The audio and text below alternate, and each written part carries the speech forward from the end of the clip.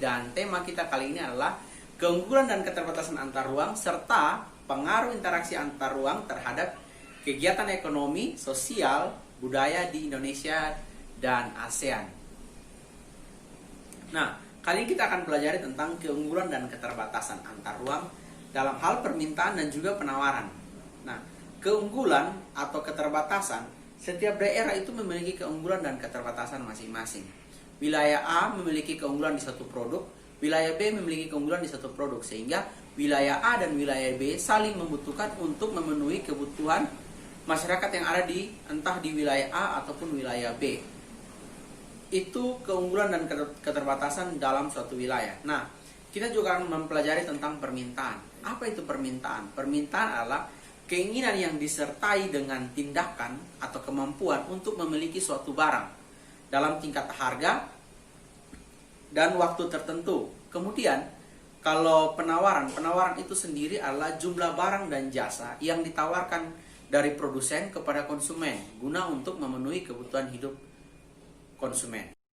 Oke, setelah kita mempelajari tentang keunggulan dan keterbatasan, kali ini kita akan belajar tentang kegiatan ekonomi di Indonesia dan ASEAN. Nah, sebelum kita masuk pada kegiatan ekonominya, kita terlebih dahulu mengetahui negara-negara apa saja yang tergabung dalam anggota ASEAN. Nah, ASEAN ini berdiri pada tanggal 8 Agustus 1967. Awal mulanya hanya 5 negara, yaitu Indonesia, Malaysia, Filipina, Singapura, dan Thailand. Nah, kemudian menyusul Vietnam pada tanggal 28 Juli 1996, Myanmar dan Laos pada tanggal 23 Juli 1997, serta Kamboja pada 16 Desember 1998. Nah, hubungan kerjasama antara Indonesia dan ASEAN ada dampak positif dan ada dampak negatifnya. Apa dampak positifnya dari pengaruh hubungan kerjasama antara Indonesia dan ASEAN? Yang pertama adalah tenaga kerja profesional akan bergerak lebih mudah di negara-negara ASEAN. Jadi, warga negara Indonesia memiliki kesempatan atau peluang kerja di negara-negara asing, negara-negara yang tergabung dalam anggota ASEAN. Kemudian, investasi negara-negara ASEAN dapat masuk ke Indonesia. Negara-negara dalam anggota ASEAN bisa saling menginvestasi. Ketika mereka menginvestasikan modal mereka kepada Indonesia atau Indonesia menginvestasikan modal kepada negara-negara lain, otomatis akan menguntungkan negara yang menerima investasi dan negara yang memberikan investasi. Jadi ada saling keuntungan di dalam hubungan Indonesia dan negara-negara di ASEAN. Kemudian yaitu pangsa pasar. Pangsa pasar produk Indonesia terbuka lebar di negara-negara ASEAN, sehingga produk-produk lokal dari Indonesia dapat bersaing dengan produk-produk yang ada di luar. Indonesia dapat bersaing dan menjual barang mereka ke negara-negara yang tergolong dalam anggota ASEAN. Kenapa? Karena ada aturan bahwa negara-negara yang tergabung dalam ASEAN mereka dibebaskan oleh pajak. Jadi negara-negara yang tergabung ini tidak dikenakan pajak dalam hal ekspor ataupun impor barang. Kemudian ada juga pengaruh negatif. Nah, pengaruh negatif yang pertama adalah tenaga kerja asing masuk ke Indonesia. Ketika ada tenaga kerja asing yang masuk ke Indonesia, otomatis kesempatan kerja masyarakat Indonesia akan berkurang. Karena Indonesia atau masyarakat Indonesia bersaing dengan masyarakat dari luar negeri untuk memperoleh pekerjaan.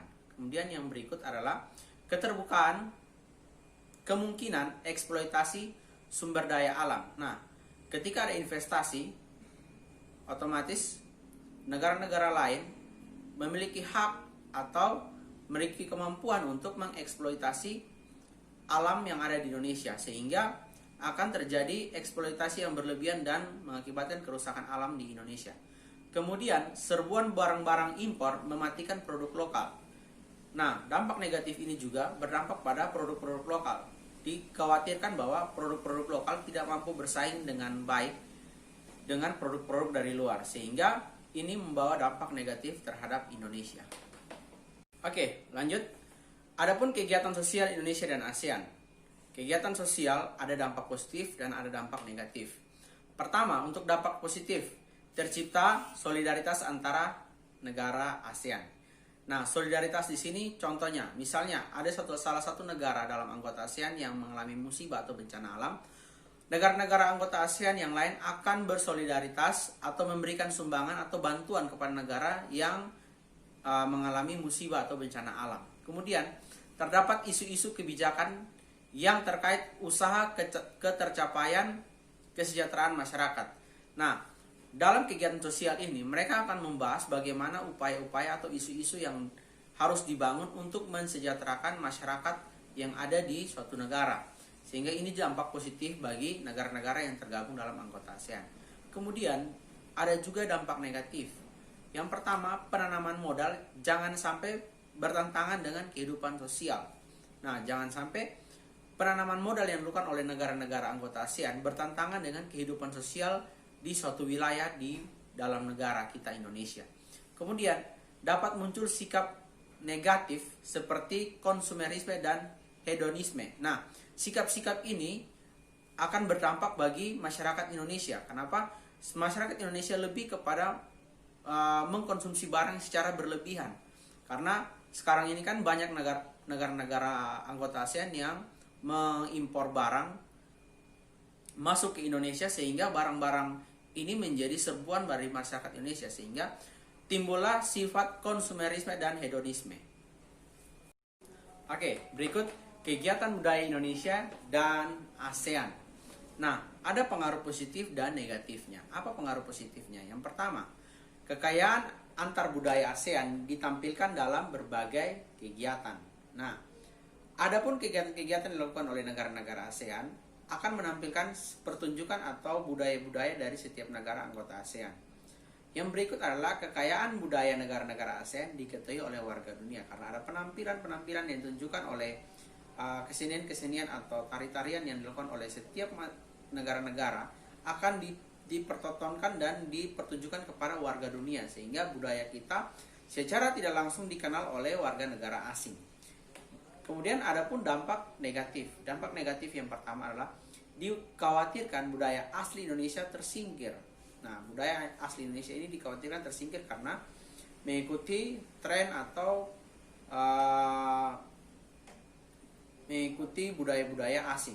Kemudian yang berikut adalah budaya asing mempengaruhi budaya lokal. Nah, seperti yang tadi saya sudah jelaskan, diketahui bahwa negara kita jangan sampai budayanya itu dipengaruhi oleh budaya-budaya asing sehingga tidak ada keasliannya lagi.